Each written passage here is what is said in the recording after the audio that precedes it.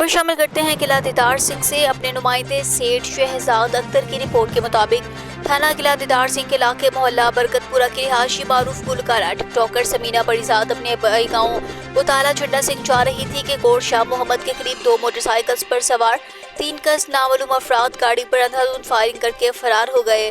ملزمان کی فائرنگ سے گاڑی بے قابو ہو کر دیوار سے ٹکرا گئی۔ ٹک ٹاکر حملہ میں جانی طور پر محفوظ رہیں، تاہم جسم کے مختلف حصوں پر چوٹیں آئیں۔ سمینہ پریزاد نے گزشتہ روز اپنی رہائش گاہ پر پریس کانفرنس کرتے ہوئے کہا، میری کسی کے ساتھ ایسی دشمنی نہیں جو بات جان لینے تک پہنچ جائے۔ میرے لاکھوں فالوورز ہیں، ایسے گھنونے کام تو کوئی حاصل ہی کر سکتا ہے۔ ان کا کہنا تھا کہ مقامی پولیس تعاون کر رہی ہے، بزنس مین ہوں، کام کے سلسلہ میں باہر نکلنا ہوتا ہے، ملزمان کے خوف سے 4 دیواری میں قید ہو کر رہ گئی ہوں۔ سمینہ پریزاد نے وزیر اعلیٰ پنجاب محترمہ مریم نواز اور آئی جی پنجاب ڈاکٹر عثمان انور سے اپیل کی کہ میرے ملزمان کو جلد از جلد گرفتار کر کے کیفر کردار تک پہنچائیں، میری جان کو خطرہ ہے، تحفظ فراہم کریں۔